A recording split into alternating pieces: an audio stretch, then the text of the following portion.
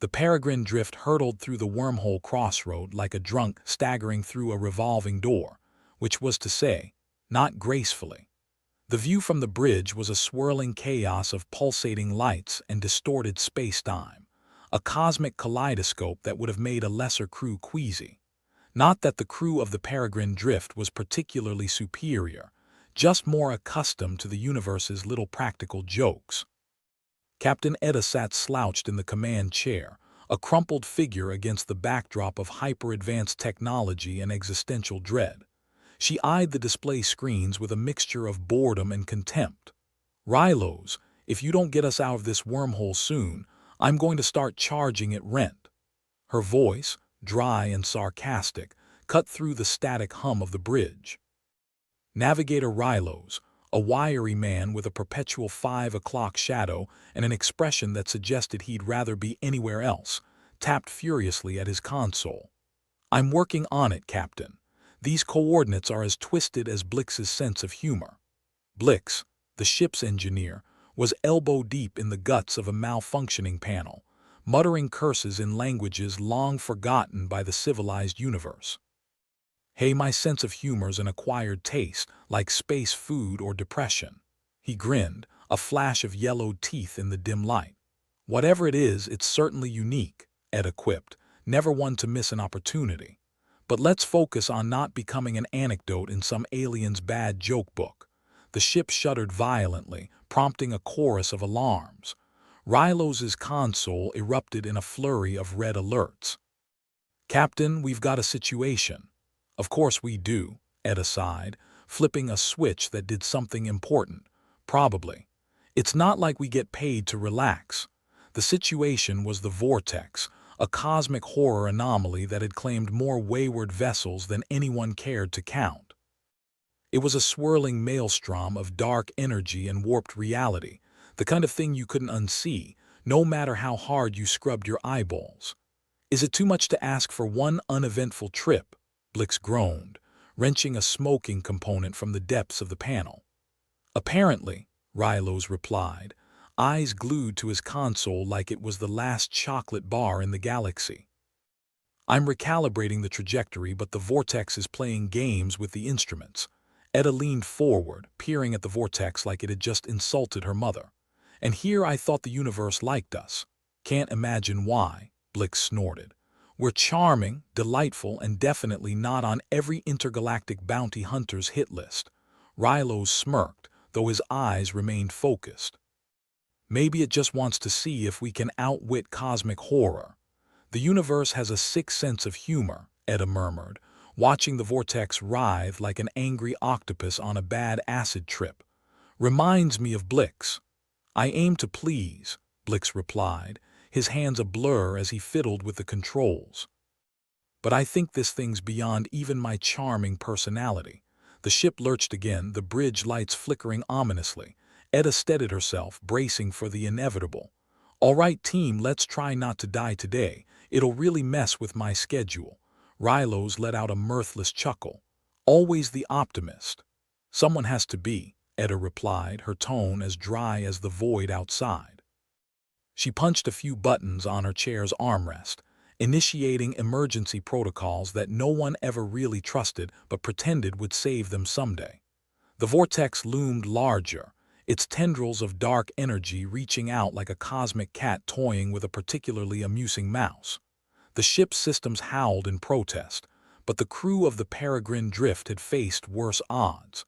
Probably. Blix wiped his forehead with a greasy sleeve, glancing at Etta. "What's the plan, Cap?" "We wing it and hope the universe is feeling particularly generous," she replied, her lips curling into a wry smile. Rylos shook his head, fingers dancing across the console with practiced ease. "I vote for a different plan." "Don't like that one?" Etta asked, feigning shock. "I'm hurt, Rylos." "Truly?" "It's just, lacking in the whole survival department," Rylos said, a hint of actual concern in his voice. Blix chimed in, not one to be left out of a good banter session. "I dunno, living forever seems overrated. Think of the maintenance costs." Etta chuckled despite herself. All right. We pull a sharp starboard turn, punch the hyperdrive, and pray this hunk of junk holds together. Prayers, huh? Blix muttered, wrenching a metal panel back into place with a grunt.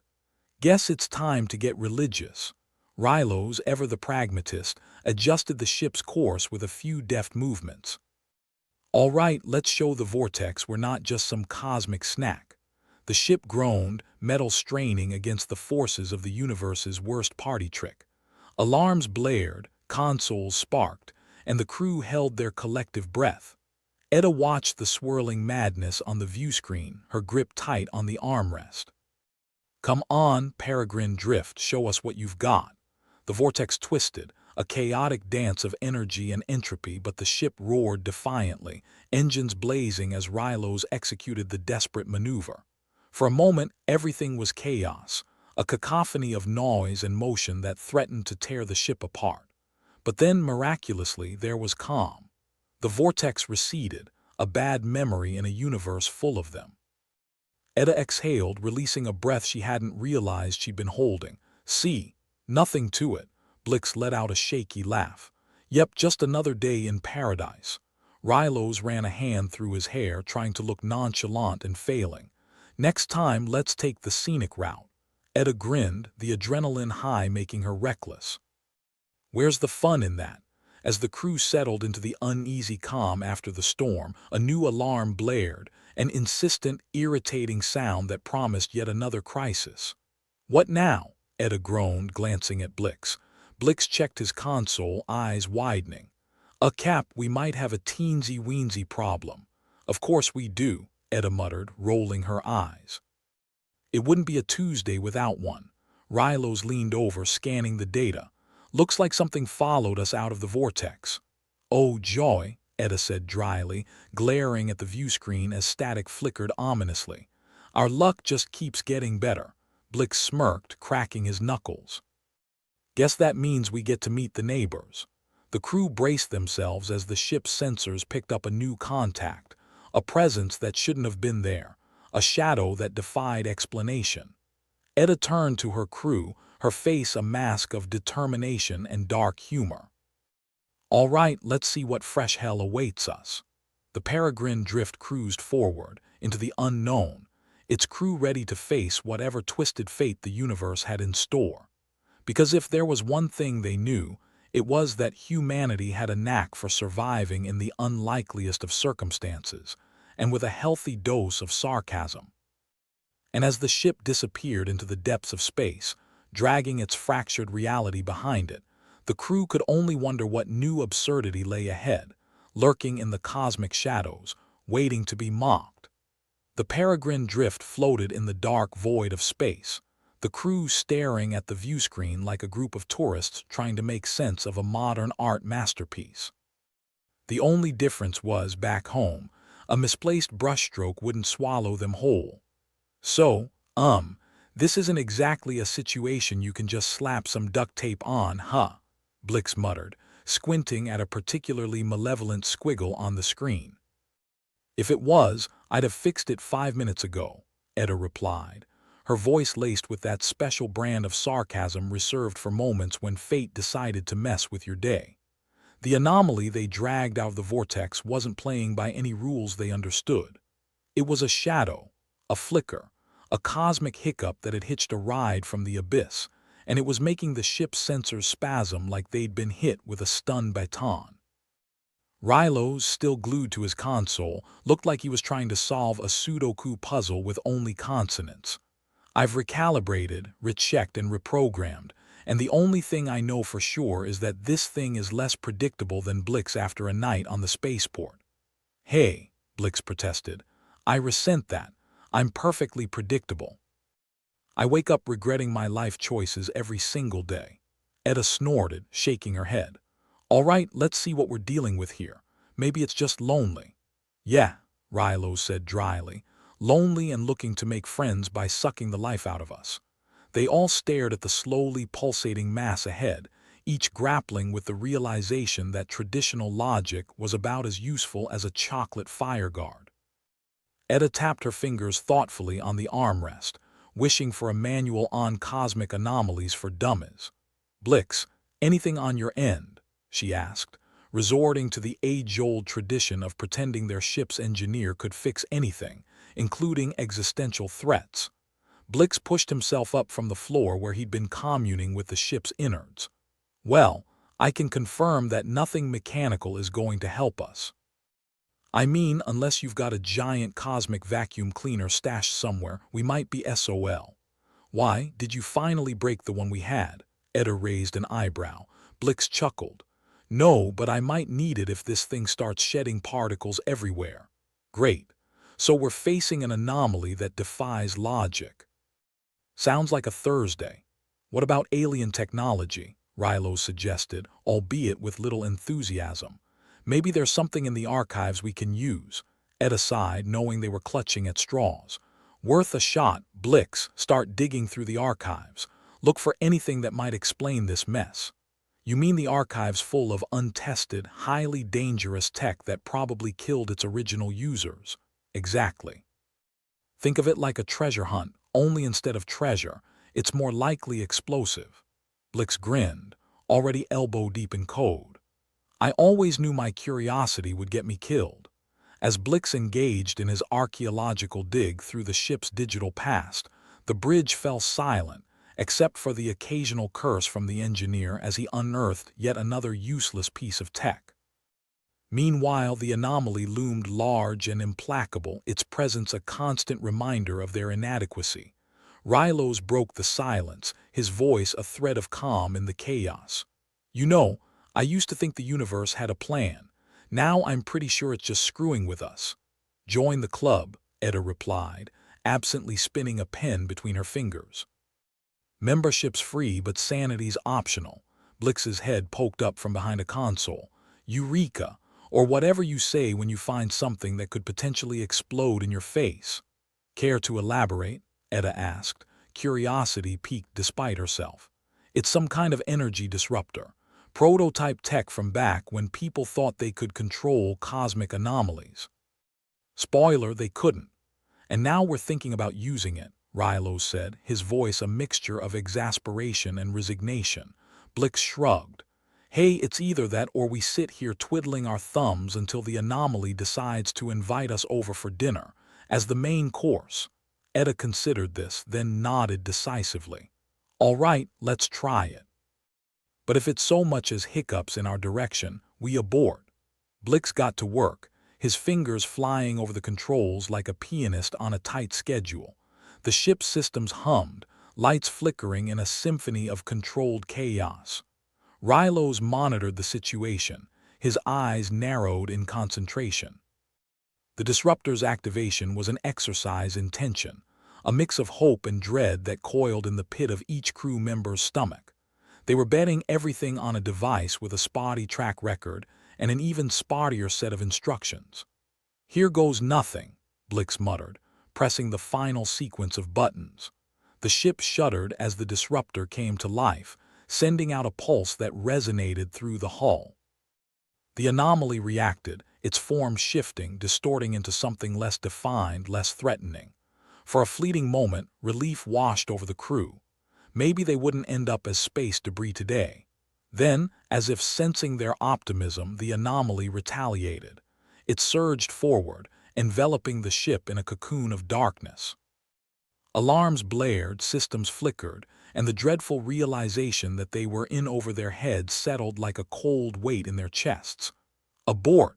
Abort! Edda shouted, her voice cutting through the chaos. Blix smashed the emergency shutdown, the disruptor faltering, then falling silent. The darkness receded, but the damage was done. Lights flickered back to life, revealing the bridge's battered state, consoles sparking like malfunctioning fireworks. Well, that was a bust, Rilo said, running a hand through his hair. Any other bright ideas, or should we start riding our wills? Don't be so dramatic, Edda replied, though her voice lacked its usual bite. We just need to think outside the box being our ship, which is currently one misstep away from becoming a very expensive paperweight, Blix pointed out. Exactly, Edda said, her eyes scanning the bridge for inspiration. Maybe we're going about this the wrong way. Rylos raised an eyebrow. You mean there's a right way to deal with something that shouldn't exist?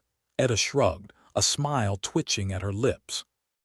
We got this far, didn't we? We just need to get creative. Blix blinked, then chuckled. Creative, huh? All right, I'm in. But if this involves interpretative dance, I'm not doing it. Etta laughed, the sound a rare ray of light in the gloom. No dancing, just thinking. Maybe it's time we stopped trying to control the anomaly and started figuring out what it wants. Rylos frowned, pondering the possibility. You think it has wants, like a petulant child, or a lost puppy, Blix suggested, though I doubt it fetches. What do we have to lose by trying? Etta asked, gesturing to the flickering view screen. It's not like we've had any luck using brute force. Rylos nodded slowly, a plan forming in his mind. All right, let's see if we can communicate with it. We have enough data on cosmic anomalies to start a conversation, Blix snorted. And if it doesn't want to talk, we can always just insult its mother. Exactly, Etta agreed, a spark of determination in her eyes. Let's try sending a signal, something that shows we're not a threat. Rylos worked the controls, crafting a message that was just as much a shot in the dark as everything else they'd tried. It was a long shot, a gamble, the sort of decision made by people with nothing left to lose. The message was sent into the void, carried on a stream of desperate hope. The crew waited, the silence on the bridge stretching into eternity. Then, a response. The anomaly shimmered, shifting its form into something less ominous. It seemed to pause as if contemplating their offer. Is it backing off? Blix asked, disbelief coloring his voice. Looks like it, Etta said, her relief tempered by caution. I think we're onto something. Rylos kept his eyes on the view screen, his voice betraying his skepticism. Or it's just lulling us into a false sense of security. True, Etta admitted. But for now, it's better than nothing. The crew watched as the anomaly transformed, its presence less a threat and more an enigmatic puzzle. They hadn't solved the problem, not by a long shot, but they'd made progress. Funny, Blix mused. I always thought facing cosmic horrors would be scarier. That's because you're too busy laughing at the universe's jokes, Rylos replied. Blix grinned. Yeah, well, someone's got to keep the mood light. Etta turned her attention back to the mysterious mass in front of them, her mind already working on their next move. The peregrine drift might not be out of danger, but its crew had shown that they were as stubborn as the universe was cruel.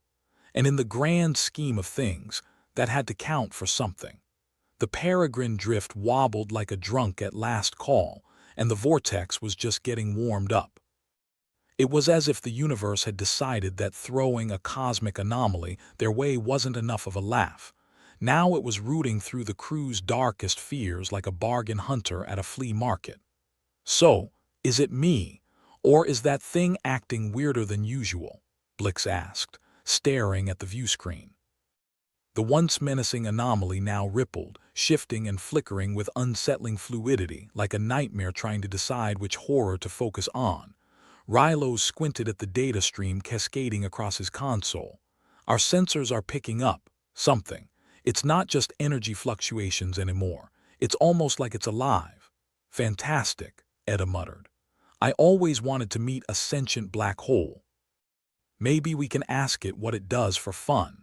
The ship jerked violently, sending Blix tumbling into a console with all the grace of a marionette with tangled strings.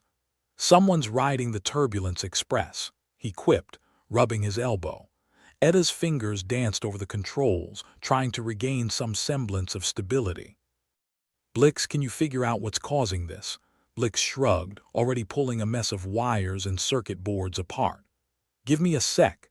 If it's something technical, I'll find it. If it's magic, well, I'm fresh out of wands. As Blix tinkered with the ship's innards, the darkness of the vortex began to coalesce in front of them, almost like it was trying to tell them something.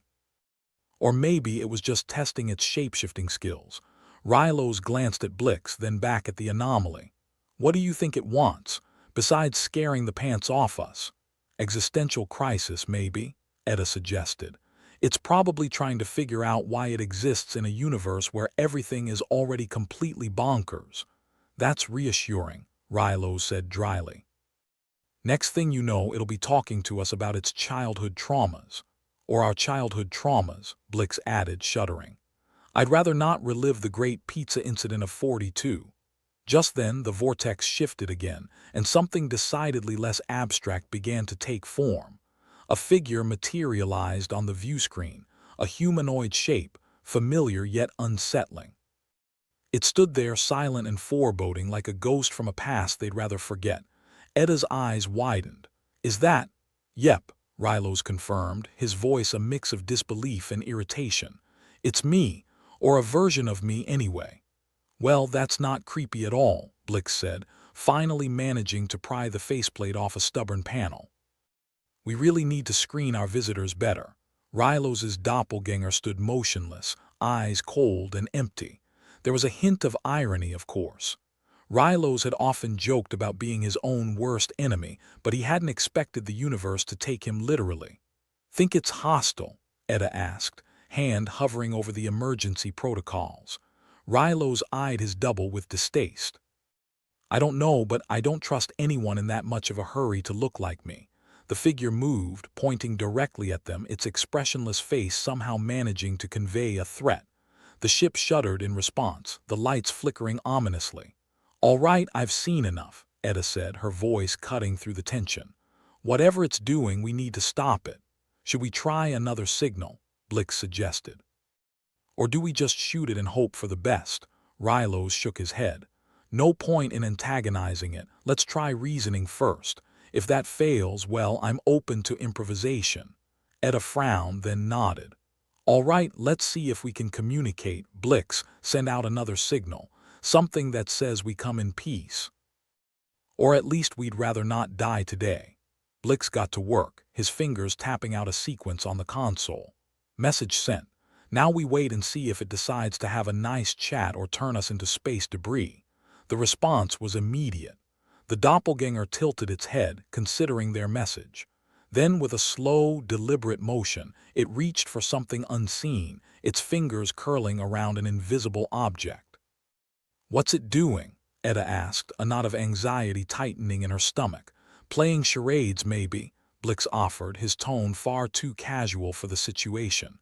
Rylos leaned forward, studying the figure. Looks like it's holding something, could be a weapon, could be a gift. I don't know.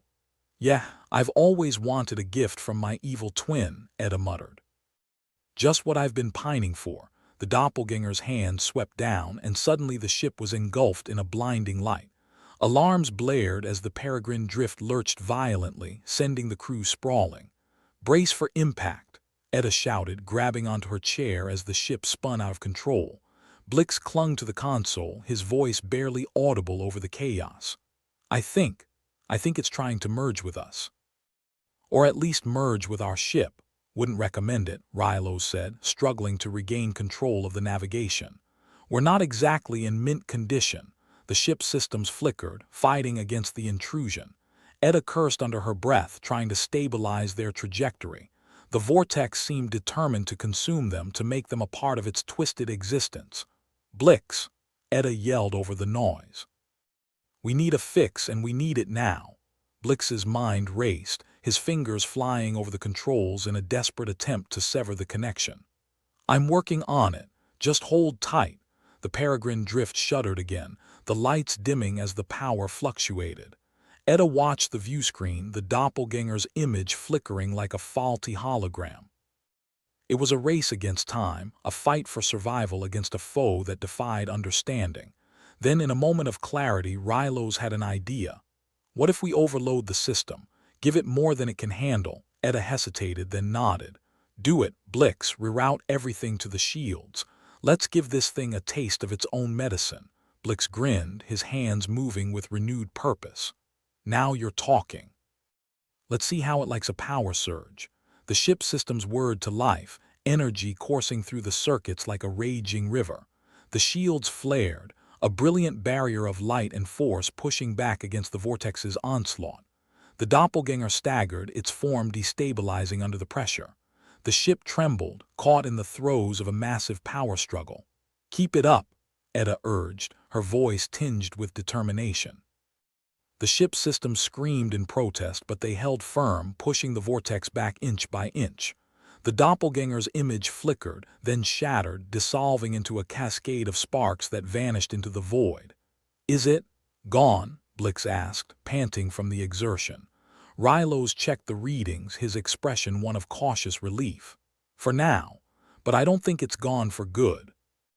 "Just regrouping." "Great," Etta said, sinking back into her chair. "So we bought ourselves a little time. Now what?" Blix shrugged, wiping the sweat from his brow. "We regroup, figure out what it wants, why it's targeting us." Rylos nodded, thoughtful. "And how we can stop it for good." The ship continued to drift through the vastness of space, the threat of the vortex still looming. But the crew of the Peregrine Drift had shown they were more than just survivors. They were fighters, resourceful and unyielding. As the ship continued its journey, Etta allowed herself a small smile. They'd faced the darkness and lived to tell the tale, at least for now. In a universe that seemed determined to crush them, that was no small victory. And for the crew of the Peregrine Drift, it was just another day in the cosmos. The Peregrine Drift groaned like an elderly cat with a bad hip, the hull vibrating as if it had taken up interpretive dance.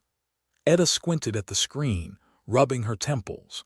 The vortex had gotten a little too personal, and the ship's structural integrity was now the universe's favorite punching bag.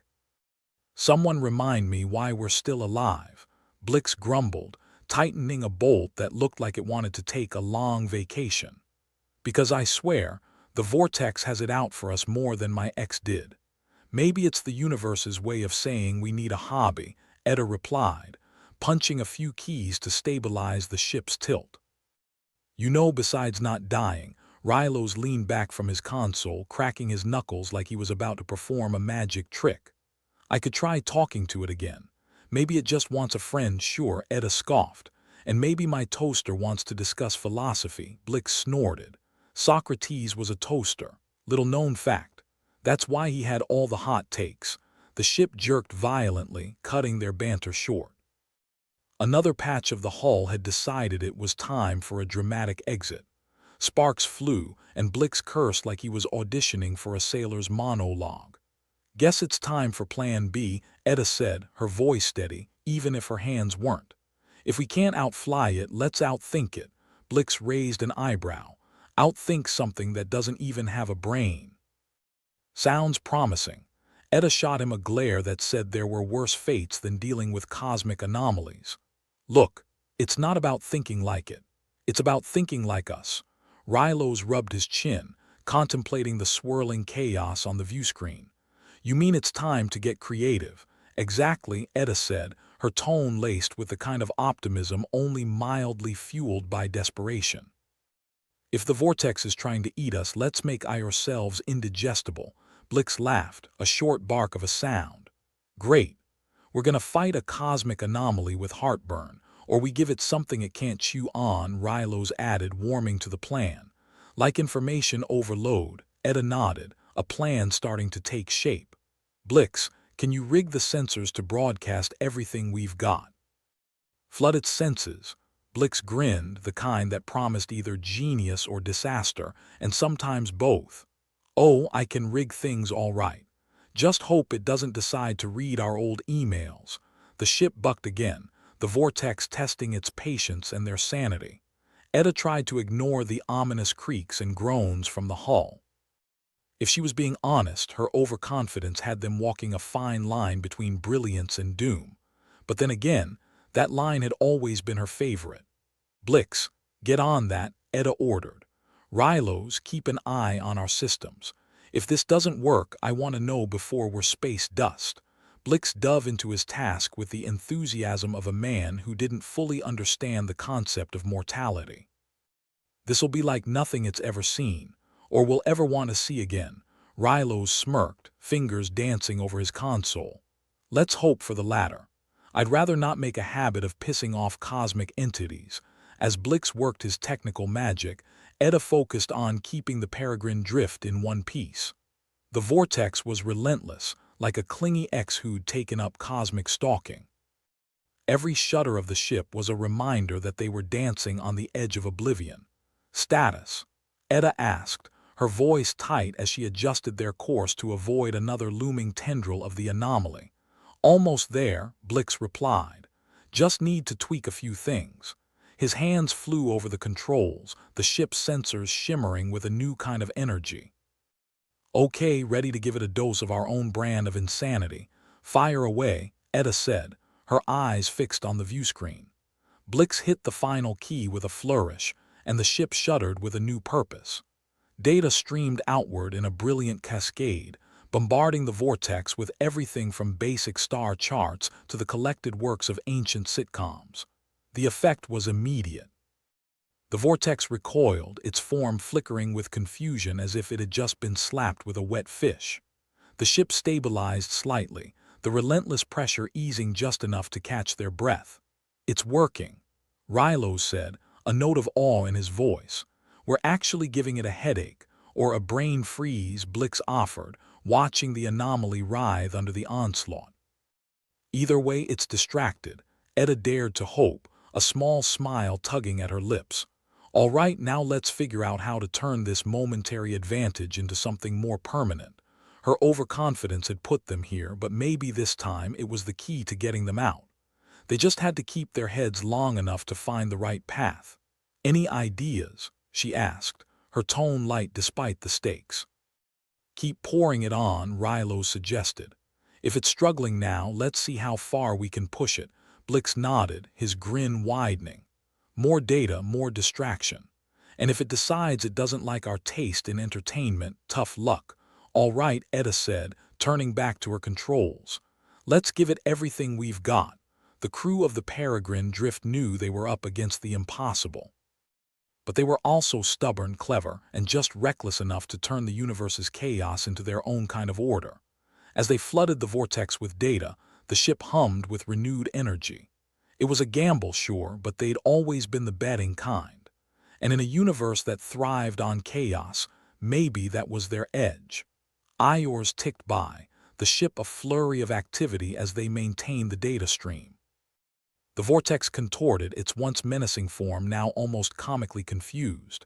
It was working, but Etta knew they couldn't keep it up forever. Status? She asked, her voice steady even as fatigue clung to her every word. Stable for now, Rilo's replied, though the strain showed in his eyes. But we're running out of juice. We need a long-term solution. Etta nodded, her mind racing. They needed to find a way to either escape or neutralize the Vortex for good. And they needed to do it before they were left with nothing but the cold vacuum of space. Any bright ideas? She asked, her tone equal parts genuine and sarcastic. Well, Blix said, rubbing the back of his neck, if we can't beat it, maybe we can break it. Etta raised an eyebrow. Break it. We're talking about a cosmic anomaly, not a vending machine. Blix shrugged. Same principle, really. If we overload it enough, we might be able to destabilize it completely. Rilos considered the idea, his brow furrowed. It's risky. If it backfires, we could end up as cosmic soup. But if it works, we could get out of this with nothing more than a bad hangover, Blix countered. And I think we can all agree that's a risk worth taking. Etta pondered the plan, weighing the odds. It was a long shot, but then again they were fresh out of safe bets. All right, she said finally. Let's go for it. Blix, prepare to boost the signal. Rilos, keep those shields up. The crew sprang into action, each movement calculated and focused. They were in the eye of the storm, but they weren't about to let it sweep them away without a fight. Blix tweaked the controls, his fingers a blur. Signal ready. Just say the word, send it, Etta commanded, her voice firm. The ship systems surged, the power output climbing to dangerous levels as they funneled everything into the transmission. The Vortex shuddered, a ripple of discord running through its form. The Peregrine Drift vibrated with the force of their effort, systems protesting the strain. Etta's heart pounded, each second stretching into eternity. Hold it together, she muttered, more to herself than anyone else. Finally, with a sound like the universe itself groaning, the Vortex began to unravel. The anomaly twisted and contorted, its once coherent shape dissolving into a chaotic whirl. It's working, Rilos shouted, disbelief and triumph warring in his voice. Blix laughed, a wild, triumphant sound. I can't believe it. We're actually doing it. The ship rocked violently, caught in the throes of the Vortex's destruction. Warnings blared, but Etta held firm, her resolve unshaken. Stay with it, she yelled, gripping her chair as the ship bucked. The vortex disintegrated, its essence scattering into the void like a defeated specter. The pressure eased, the ship stabilizing as the threat dissolved. We did it, Blix breathed, his voice awash with awe. Etta sagged back in her chair, a weary smile on her lips. Yeah, we did. They had faced the impossible and emerged victorious, if not unscathed. The ship still groaned, the scars of their battle etched into its frame. But they were alive, and for the crew of the Peregrine Drift, that was enough. As they drifted through the aftermath, Etta allowed herself a moment of quiet satisfaction. They'd pushed the boundaries of chance and come out on top, proof that sometimes bold moves and wits could outmatch even the harshest of cosmic challenges. All right, let's get this ship patched up, Etta said, her voice tinged with the weary satisfaction of survivors. We've got a lot of work ahead of us. Blix nodded, already reaching for his tools. No rest for the wicked, huh? Rylos chuckled, leaning back in his seat. Seems like the universe is always ready for round two. Then it's a good thing we're a persistent bunch, Etta replied, her eyes on the stars. In a universe where nothing was ever certain, they'd carved out a victory, however small. And for the crew of the Peregrine Drift, that was the best kind of triumph. The Peregrine Drift danced on the edge of oblivion, its hull groaning under the stress of the vortex that seemed hell-bent on making them its latest cosmic snack. Etta slouched in the command chair, fingers tapping a rhythm of frustration and sheer bloody-minded determination on the armrest. The ship had stabilized, but like a grumpy old dog still thinking about biting, the vortex was unpredictable. All right, Etta muttered, more to herself than anyone else. Outmatched, outgunned, and out of our minds. Just another Tuesday, then. Blix was still at the controls, his expression a blend of manic glee and impending disaster. You know, Etta, I think the universe just has a crush on us. Can't get enough of our charming little ship. Well, who wouldn't be smitten by a bucket of bolts and sheer desperation? Etta shot back, her sarcasm as sharp as ever. Hey, my bolts are expertly tightened, thank you very much, Blix retorted, a mock salute punctuating his words. You want to talk about a loose nut? Let's chat about the guy who thought flying into this mess was a good idea. Rylos was hunched over his console, eyes flicking between screens like a man watching his life savings at the roulette wheel. I'm all for optimism, but maybe now's the time we start praying to any stray alien gods for a bit of mercy. Alien gods, Blix chuckled. I'm still waiting for a refund from the last deity I tried. Etta smirked, eyes narrowing at the view screen where the vortex loomed, all swirling chaos and bad intentions. If there's a god for cosmic anomalies, it's probably just as confused as we are. The ship lurched, a deft reminder from the universe that they hadn't entered this storm to swap snarky banter. Etta's grip tightened, her knuckles whitening against the worn leather of the chair's arm. She let out a slow breath, trying to calm her racing heart, that stubborn streak of hers whispering that she could outlast anything. All right, team, she said, her voice cutting through the tension. Desperation's our fuel, insanity's the lubricant, and if we're lucky, we just might pull through. Blix raised an eyebrow, his fingers pausing mid-tweak on the control panel. Lubricant? That's a new one. Add it to the list of things we're running out of, Rylos quipped, glancing up from his console. Along with sanity and good ideas, Etta grinned, a flash of teeth that was more resolve than humor. Then let's be stubborn about it. We've got nothing left to lose except the ship, our lives, and maybe a little dignity. Dignity went out the airlock ages ago, Blix said with a shrug, returning to his console with renewed focus. So, what's the plan, fearless leader? Keep the pressure on, Etta replied. Maybe we can wear it down, make it choke on its own chaos. Blix nodded and for once didn't argue. He set to work, fingers dancing over the controls as he pushed the ship systems to their limits. Rylos watched him, a flicker of admiration breaking through his fatigue. You think this'll work? Because I'd prefer not to be a space pancake. It's either that, or we start a cosmic comedy show, Etta said, the dry humor in her voice a thin veneer over the genuine worry. And I don't think the Vortex is our target audience. The ship shuddered again, a reminder that they were guests overstaying their welcome.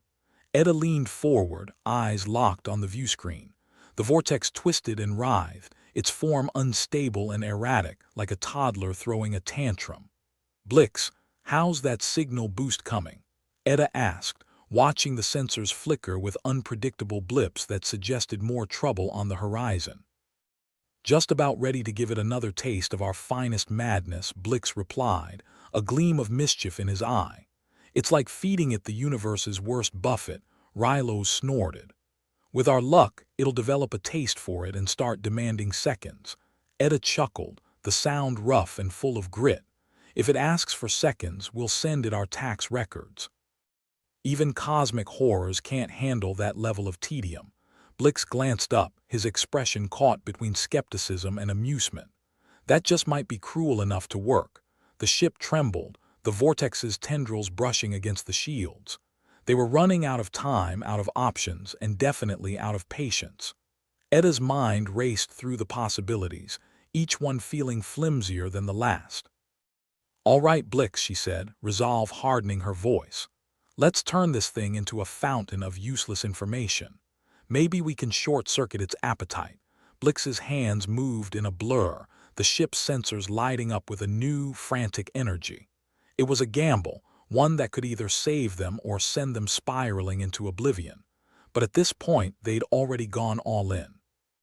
Signal ready, Captain, Blix said, his tone a rare blend of confidence and insanity. Time to see if this thing's got a soft spot for interstellar trivia. Etta nodded, her gaze fixed on the chaotic mass of the Vortex. Hit it. The peregrine drift vibrated with the surge of data, a flood of information blasting outward in a desperate bid to overwhelm the anomaly. The Vortex shuddered, its tendrils recoiling as if stung by a swarm of bees armed with spreadsheets and old sitcom reruns. The ship steadied, the pressure easing as the Vortex hesitated, its once relentless assault faltering in the wake of their bizarre counterattack. Etta felt a flicker of hope, a stubborn ember refusing to be snuffed out by the cold void of space. It's working, Rylos murmured, the disbelief in his voice tinged with something that might have been awe. We're actually confusing it, or annoying it to death, Blix added, grinning like a madman. I'll take it. Etta leaned back, her body sagging with a mix of relief and wary anticipation. The Vortex was on the back foot for now, but she knew better than to count it out. Cosmic anomalies weren't known for their patience or predictability. Keep it up, she said, her voice steady. We've got to press the advantage while we still have it. Blix nodded, his fingers never slowing as he adjusted the flow of data. Rylos kept a close eye on the systems, ready to react to any sudden changes. Any bright ideas on a long-term solution? Rylos asked, breaking the tense silence. Etta considered the question, her mind racing through possibilities. If we can keep it confused, maybe we can find a way to slip past it, get out of its reach for good. That's a big maybe, Blix pointed out. And a lot of if true, Etta admitted, but we've made it out of worse. Blix chuckled dryly. Not according to my memory. This one's right up there with the time we tried to fix a reactor leak with chewing gum and a prayer. And it worked, didn't it? Etta countered, a smile tugging at her lips. Barely, Rylos chimed in, shaking his head.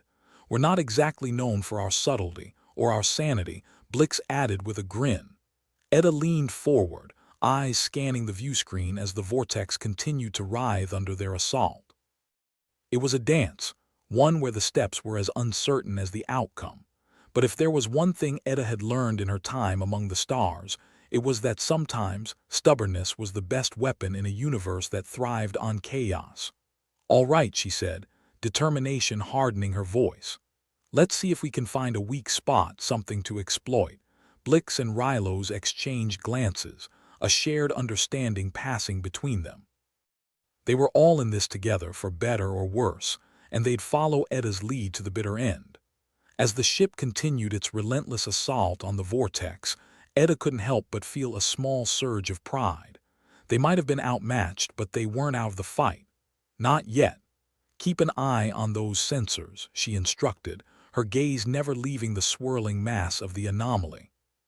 We need to know the second anything changes. On it, Rylos replied, his focus unwavering as he monitored the fluctuating data. Blix continued to tweak the signal, his hands moving with a practiced ease born of desperation and necessity. If this doesn't work, I hear there's a nice black hole 2 systems over. Maybe it'll be more hospitable. Eda chuckled, the sound a welcome break in the tension. I'll pass, thanks. I prefer my cosmic phenomena less. Sucky. The ship steadied again, the vortex's tendrils retreating like a sulking child denied its favorite toy. It was a small victory, but in a universe where even the smallest win could mean the difference between survival and extinction, Eda would take it. All right, let's keep this up, she said, her voice firm. We'll bide our time, wait for an opening, and when we find it, Rylos asked, glancing up from his console.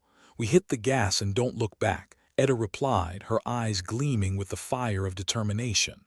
The crew nodded, their resolve matching hers. They were battered and bruised, but they weren't beaten. Not yet. As the peregrine drift continued its desperate dance with the vortex, Eda allowed herself a moment of hope. They'd faced the impossible and come out the other side. And while the road ahead was uncertain, they had each other, and in a universe that often felt cold and indifferent, that was enough. For now, at least. And tomorrow? Well, tomorrow was another story waiting to unfold, but they'd face it together, come hell or high space. With a final glance at the swirling chaos on the view screen, Eda settled back into her chair, a small smile playing on her lips. Let's show this universe what we're made of, she murmured, the words a promise to her crew and herself. And the peregrine drift continued on, a stubborn beacon of defiance in the heart of the storm. The peregrine drift groaned like an old man getting out of a too small chair, a symphony of creaks and rattles that made Eda wince. One more blast of data was all it would take before the ship's systems collectively threw their arms up in existential despair and decided they'd rather be space dust. But for now, they were holding. Barely. Why does it sound like the ship singing its own funeral dirge? Blix muttered, glancing at Rylos, who was furiously tapping at his console as if he might wrangle the vortex into submission through sheer keyboard intimidation. Probably because it is, Rylos replied, his voice half drowned by the cacophony of warning alarms. Listen to that melody of impending doom. Real toe tapper. Keep your toes still, gentlemen, Eda cut in, leaning forward with a scowl that was equal parts annoyance and determination.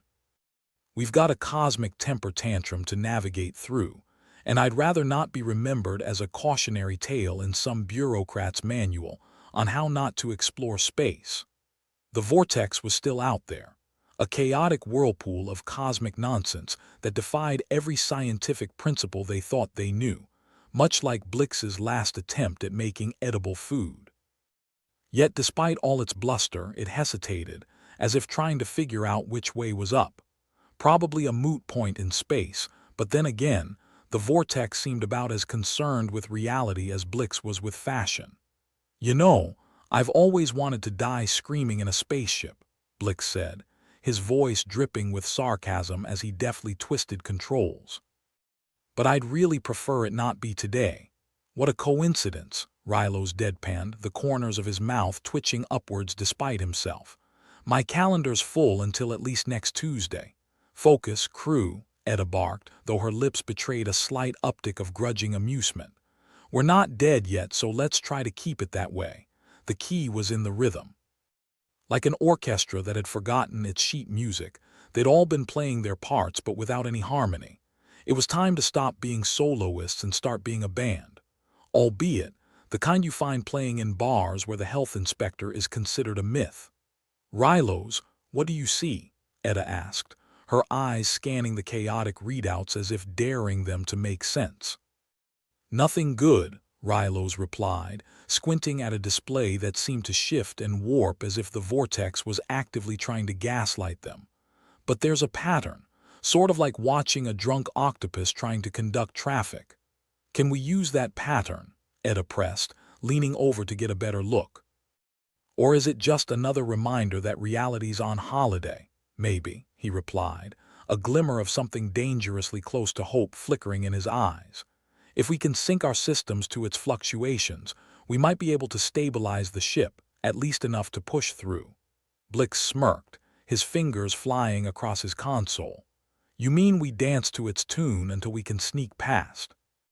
Sounds about as sane as trusting Blix with the cooking again.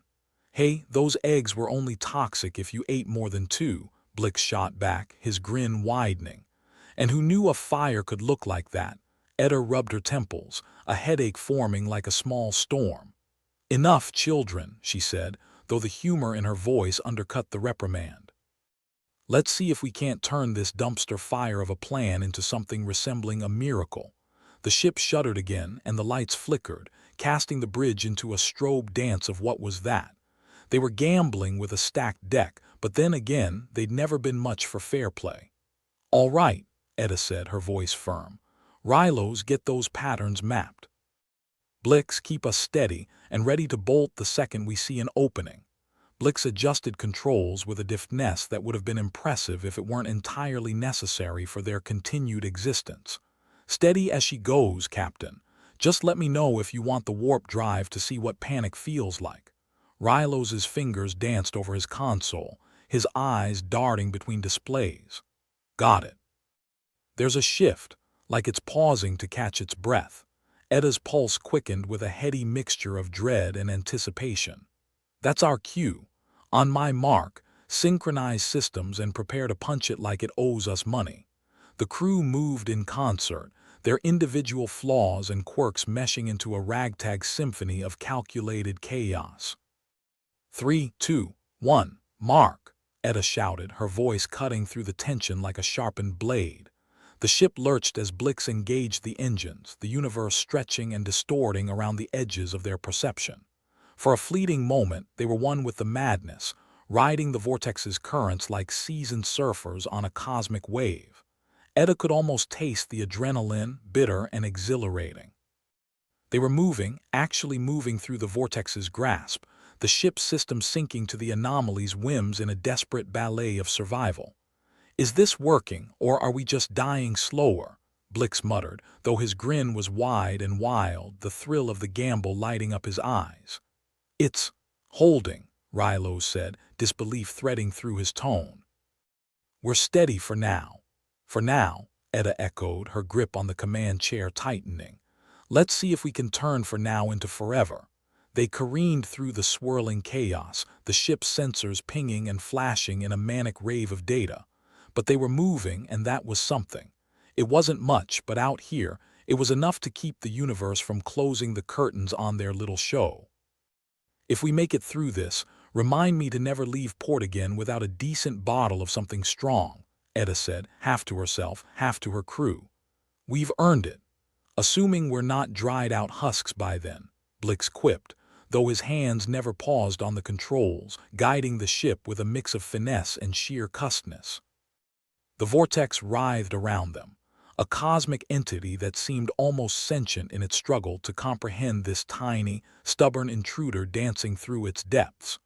But they were through, the ship's system stabilizing as they emerged from the worst of the storm, the anomaly's grip slackening like a petulant child, finally realizing it wasn't going to get its way. Eda leaned back, her breath catching in her throat as relief and disbelief warred for dominance. They'd done it. Against all odds, they'd synchronized their own brand of chaos just long enough to make it through. Rylos let out a slow breath, his hands still hovering over his console as if expecting the universe to yank the rug out from under them at any moment. We're alive, Blix chuckled, a sound that was equal parts relief and triumph. Not bad for a bucket of bolts and a crew of lunatics, eh? Eda allowed herself a small, weary smile. Not bad at all, Blix.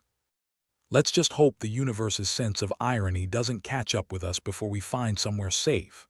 They drifted in the relative calm, the vortex a swirling, malevolent presence in the distance, but no longer the immediate threat it once was. For now, they were free, with all the vast, uncaring expanse of space stretching out before them. "Any signs of pursuit?" Etta asked, glancing at Rylos, who was scanning the displays with a careful eye. "Nothing yet," he replied, the tension in his shoulders easing ever so slightly. "We might just be in the clear." Blix leaned back in his seat, his expression one of satisfied fatigue. "Guess we can add Vortex evasion to our resumes." "Right under miracle workers." Etta shook her head, a chuckle escaping her lips despite the lingering tension. "Let's not get ahead of ourselves. We've still got a ship to fix and a destination to find.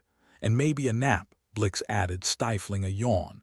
"All this near-death experience is exhausting." Rylos nodded, a ghost of a smile playing on his lips. "Agreed. Though I can't say it's been boring." "Boring's overrated anyway," Etta said, her voice carrying just a hint of affection for her ragtag crew. "But I'd settle for a little peace and quiet right about now." They drifted onward, the Peregrine drift system slowly stabilizing as the ship put distance between itself and the vortex.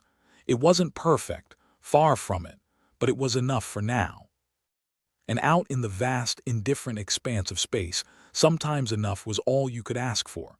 "Anyone fancy a round of cards?" Blix suggested, his grin as incorrigible as ever. "Loser gets cleaning duty." Rylos snorted, shaking his head. "You're on, Blix, but I warn you, I've got a killer poker face." Etta watched them with a fond exasperation, the corners of her mouth turning upwards despite herself. Maybe they were still a long way from safe, but they were together, alive, and still laughing in the face of the universe's attempts to snuff them out. And really, what more could a captain ask for? "All right, let's get this tin can back in shape," Etta said, pushing herself to her feet with a groan.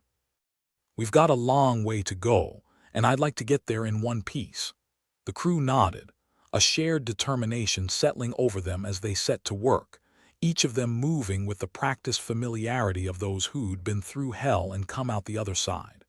They'd made it this far, and if stubbornness and insanity had carried them through the vortex, there was no telling what they could achieve next. With the vortex behind them and the endless possibilities of space ahead, the Peregrine drift sailed on, a testament to the resilience and audacity of humanity. The Peregrine drift seemed to wheeze out a sigh of relief as it coasted away from the vortex, that temperamental toddler of a cosmic phenomenon. The ship might have been a rickety bucket of bolts held together by spit and sarcasm, but she had grit, much like her crew. Captain Etta slouched in her command chair, a faint smirk tugging at her lips. She'd heard once that adrenaline was like coffee for the soul, but whoever said that had clearly never tried piloting a starship through a sentient anomaly. "Well, that was fun," she muttered, feeling as though she'd been put through a cosmic blender and set to puree. Blix, perpetually unfazed, leaned back in his chair, eyes glinting with the kind of reckless satisfaction only barely escaping death could provide. "Fun? I'd call it a delightful descent into existential dread," he quipped. "And considering our current state of not dead, I'd say we're doing better than average." Rylos, still glued to his console, snorted. "If this is better than average, remind me to never join a club you're in, Blix." "Hey, my clubs have the best snacks," Blix retorted, adjusting the ship's trajectory with a practiced flick of his wrist. "And by snacks, I mean none at all. Keeps the membership lean and mean." Etta shook her head, her wry amusement slipping through despite the situation. "Focus, people. The universe isn't done trying to kill us yet. Let's make sure it doesn't get a second chance today." The ship's sensors blinked to life, the displays returning to something slightly less migraine-inducing. Rylos squinted at the swirling data, a frown creasing his brow. "So just checking, anyone got a plan for fixing this glorified tin, can before it decides to throw a tantrum?" "Fixing," Blix scoffed, tapping his console with the same intensity a chef might use to tenderize meat. "I thought we were just gonna duct tape the hell out of it and call it a day." "I'd like to see the day when duct tape becomes an obsolete material," Etta chimed in, her voice dripping with sarcasm. "Until then, we improvise." Rylo's status on the systems. Rylos shot a glance across the bridge, his fingers dancing over the console as he pulled up readouts. Engines are holding, barely. Hull integrity's not great, but it's not exactly new. Like us. Blix added with a grin, exposing teeth in a way that suggested he'd been in more bar fights than pleasant conversations. Correct me if I'm wrong, Eda mused, her eyes scanning the displays, but wasn't the plan to exploit the Vortex's patterns and use them to stabilize the ship? You mean exploit our unique brand of madness? Blix shot back. Yeah, that was the plan. Worked like a charm if you ignore the whole almost dying bit. Eda chuckled, the sound both tired and satisfied. Almost dying is our daily exercise, Blix. Who needs cardio when the universe is trying to kill you? The bridge lights flickered, matching the rhythm of Eda's heartbeat. She knew that every flicker, every shudder, was a reminder that they were borrowing time from a grudgingly benevolent cosmos, or maybe just a cosmos that couldn't be bothered to finish the job. Rylos leaned forward, his focus unwavering. All right, I've got a crazy idea. But then again, what else is new? Crazy is our currency, Eda remarked with a dry smile. What have you got? If we can align the engines to those patterns we noticed earlier, Rylos explained, gesturing at the data, we might stabilize the ship long enough to find somewhere less homicidal to land. Blix raised an eyebrow, a skeptical grin playing on his lips. You mean turn our engines into a poor man's vortex synchronizer? Sounds like a recipe for fireworks. Or a way to cheat death, Rylos countered, his tone a mix of defiance and daring. And frankly, I'm tired of playing by the Vortex's rules. All right, let's give it a shot, Eda decided. Worst case, we blow up in a spectacular fashion. Best case, we keep flying. Isn't that always the fine line? Blix remarked, his fingers already moving across controls, tweaking and adjusting like a maniacal maestro trying to wrangle a symphony from a group of tone-deaf kazoo players.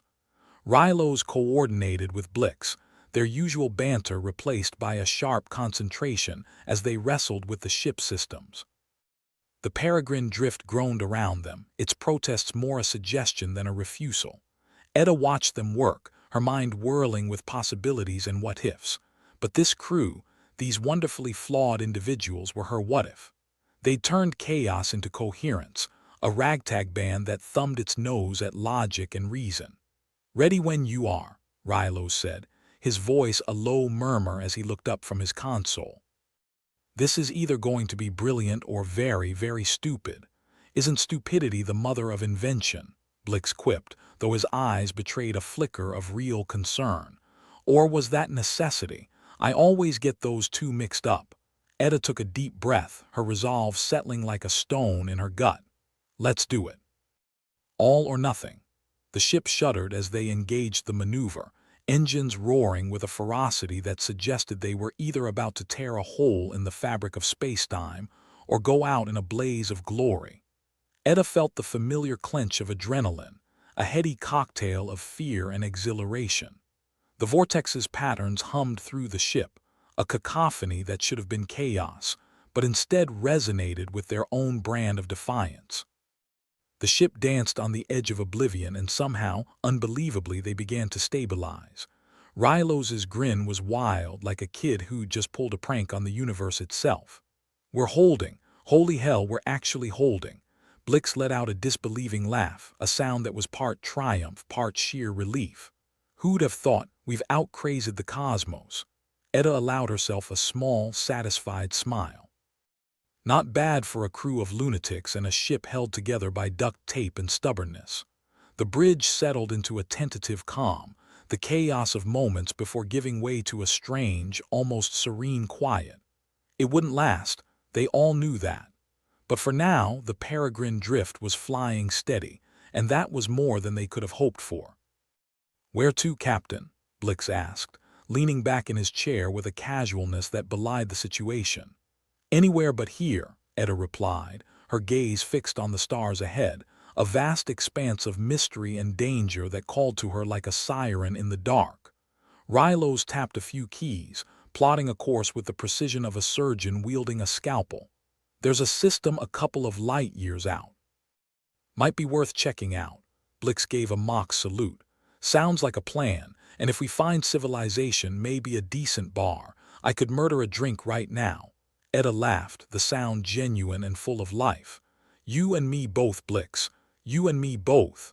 The ship hummed beneath them, a reminder of their triumph and the narrow line they'd walked. Etta knew they weren't out of the woods yet, but they were moving forward, and for now, that was enough. All right, crew, Etta said, settling back into her chair with a sense of weary satisfaction. Let's get this show on the road. They moved in unison, a makeshift band of misfits and outcasts who'd found their rhythm, their flaws weaving a tapestry of survival that defied the odds. They were far from perfect, but they were still here, still fighting, still laughing in the face of the universe's attempts to snuff them out. And really, what more could a captain ask for? The peregrine drift glided away from the vortex, her newfound freedom a fragile thing, like a soap bubble on the verge of popping. The crew, having tamed the cosmic beast for the moment, settled into an uneasy calm, like soldiers during a ceasefire, knowing full well chaos lurked just around the corner. Captain Etta stretched, her limbs protesting with the kind of creaks and groans that suggested she was on intimate terms with the ship's ancient systems. Well, I'd say we've earned a breather, she said, her voice carrying the hard edge of someone who'd wrestled a bear and was considering going for round 2. Blix, never one to miss an opportunity for gallows humor, leaned back with his trademark reckless grin. A breather, sure, but are we talking cigarette break or a full-on vacation? Because the way my heart's going, I think I need a beach. Let's not get ahead of ourselves, Rylos interjected, his fingers still tapping away at his console like a pianist in a fever dream. The universe might have given us a timeout, but it's not exactly rolling out the welcome mat. Etta chuckled, the sound dry as desert sand. It's not like we were expecting a parade, but hey, we're not dead. That's got to count for something. Come on, Blix chimed in. I thought not dead was the new alive. We're practically thriving. He threw a wink at Rylos, who rolled his eyes with the kind of exasperation that only came from long-term exposure to Blix's brand of optimism.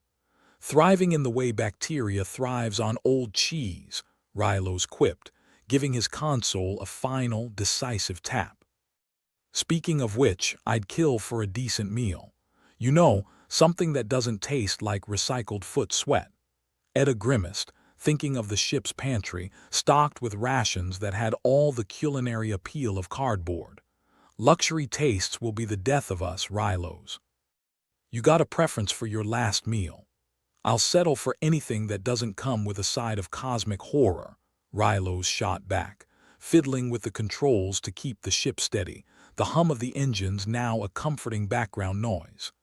Etta allowed herself a rare moment of relaxation, sinking deeper into her chair. Her mind wandered, though she kept one eye on the stars, those indifferent sentinels that had watched them crawl through the vortex and emerge, battered but unbroken. You know, she mused aloud, this whole ordeal's taught me something. Blix perked up, like a dog catching the scent of an interesting rabbit. Oh yeah, enlighten us, Captain. What's the universe whispered in your ear this time?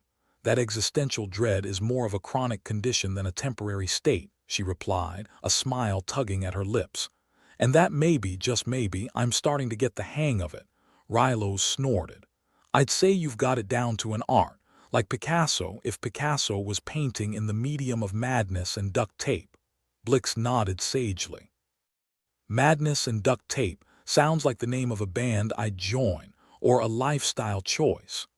More like a necessity, Etta corrected, glancing around the bridge at her crew, their banter, their camaraderie, the way they managed to keep each other grounded when reality decided to go topsy-turvy.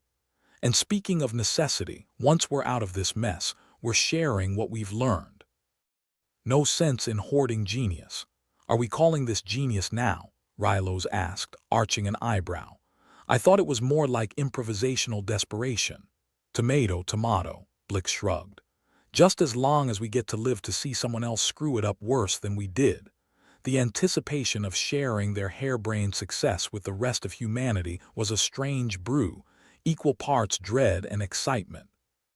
Those back in civilized space wouldn't believe half of it, but that didn't matter. What mattered was that they'd proven something, that even in the face of cosmic insanity, humans could muddle through with a bit of insanity of their own. Etta nodded, her expression a mixture of pride and the kind of exhaustion that only came from narrowly avoiding doom. We've shown that it's possible to navigate the unknown, even if you have to bluff your way through most of it. That's the spirit, Blix said, his grin wide enough to be unnerving. Who knew that playing chicken with the cosmos would be our claim to fame? I was hoping for something a bit more dignified, Rylos admitted, scratching his head. But I suppose you can't choose how you make history. In our case, Etta replied, it's less about making history and more about surviving it, but I'll take what I can get. The ship's sensors, those eternal tattletales, let out a beep, indicating they'd reached a stable trajectory.